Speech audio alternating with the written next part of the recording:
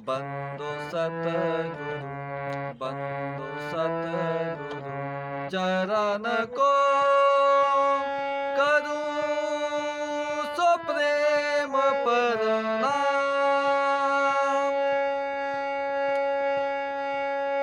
अशुभ हरन मंगल करन, अशुभ हरन मंगल करन, धनी श्री देवचंद जी नाम। श्री प्राणनाथ निज मूलपति, श्री प्राणनाथ निज मूलपति। श्री महराज सुना तेज कुंवर श्यामा युगल को, पल पल करूं प्रणाम, पल पल करूं प्रणाम। प्रेम से बोलिए श्री कृष्ण कन्हैया लाल की जय। सतगुरु श्री देवचंद महाराज की जय। समस्त सुंदर साथ की जय। श्री कृष्ण प्रणामी धर्म की जय। प्रणाम। श्री महाराजा छत्रसाल जी स्वामी श्री प्राणनाथ जी से कहते हैं, हे मेरे प्राणनाथ, हे मेरे प्राण प्रीतम,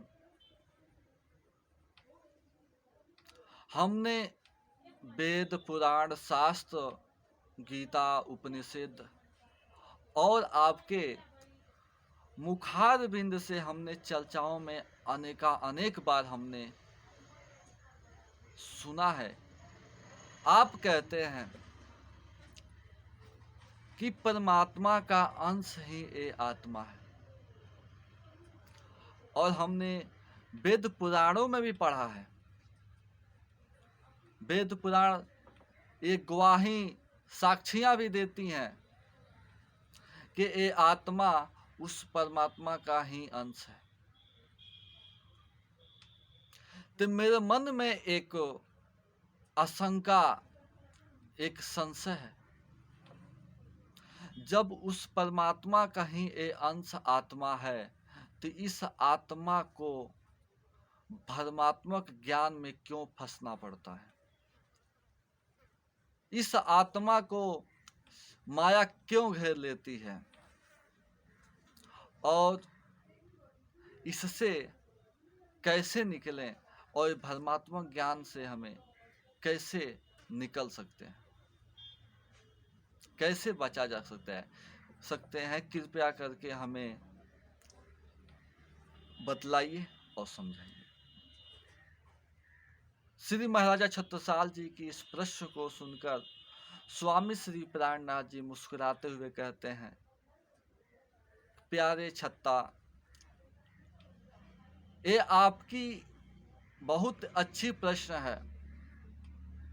ये आप अपने लिए नहीं, आप अदर सुंदर साथ के लिए, संसार के लोगों के लिए ये प्रश्न किए हैं। जो भी आप प्रश्न खड़ा करते हैं, प्रश्न पूछते हैं, इसमें आपकी नहीं, पूरी संसार की प्रश्न होता है।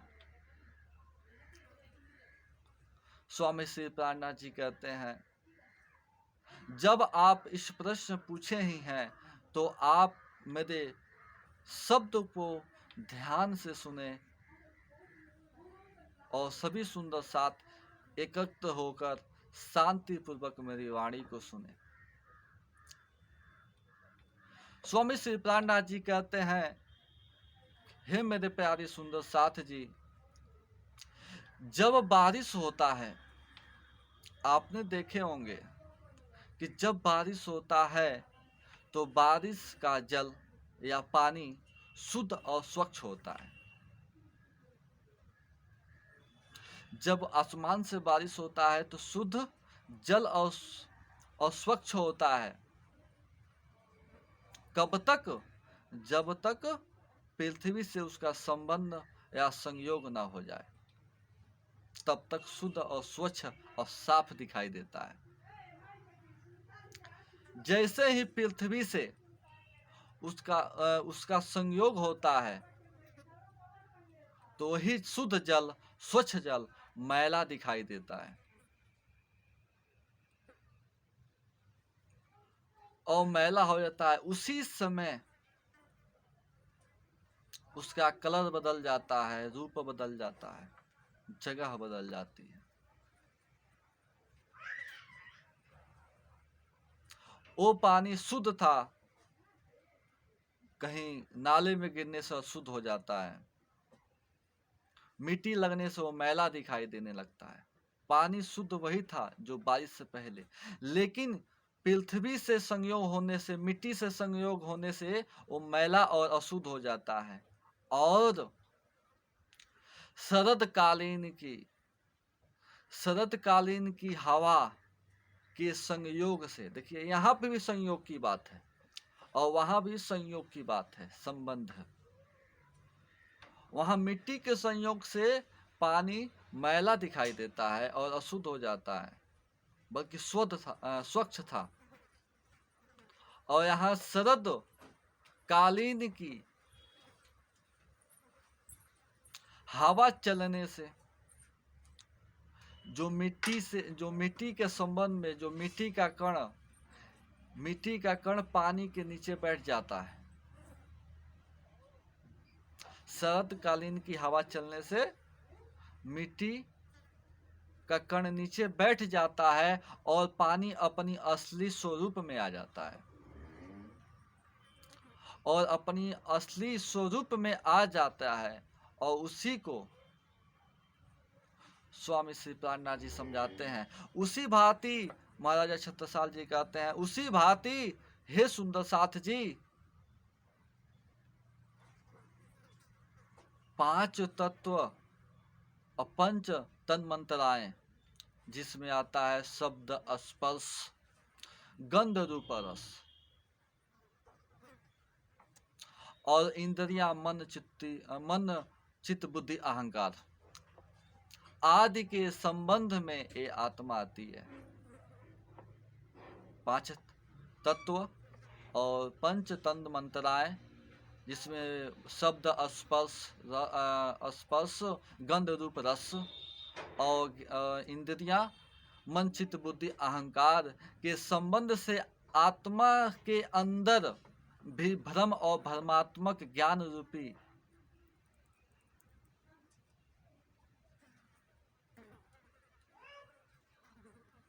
जो भ्रम हमारे अंदर बैठा हुआ है, जो माया बैठी है, यही कारण है।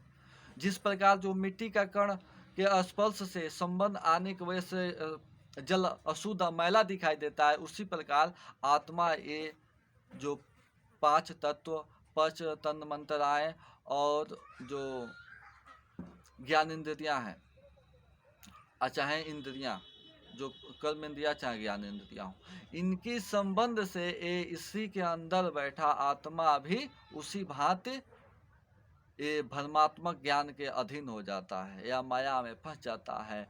और उसी प्रकार जब शरदकालीन की हवा चलती है, तो शरदकालीन रूपी सतगुरु का ज्ञान, ब्रह्म ज्ञान की ज्ञान रूपी हवा जब चलती है, तो सारी भ्रम और माया आदि दूर हो जाती है। जैसे पानी स्वच्छ हो गया, उसी प्रकार ये भी स्वच्छ हो जाता है, माया से मुक्त हो जाती है। कब तक? जब सतगुरु की ब्रह्म ज्ञान की संयोग से, जब सतगुरु की ज्ञान रूपी हवा चलेगी, तो शुद्ध ये आत्मा, जो जिस प्रकार जल शुद्ध हो जाता है, उसी प्रकार ज्ञान के द्वारा ही ये आत्मा माया से निकल सकता है, भ्रमात्मक ज्ञान से हट सकता है, सारे भ्रम मिट सकते हैं, माया आदि सब दूर हो जाएगी। तो अपनी पहचान और शरीर और आत्मा की पहचान आसानी से हो जाएगी। माया क्या है? हमने बताया था कि जड़ को चेतन, अचेतन को जड़ समझ लेना ही माया है, और भ्रमात्मक ज्ञान भी माया कहलाती है। सही को गलत, गलत को सही समझ लेना ही माया है, इत्यादि बहुत से उसमें हमने बताए थे। जय श्री कृष्ण। प्रणाम जी।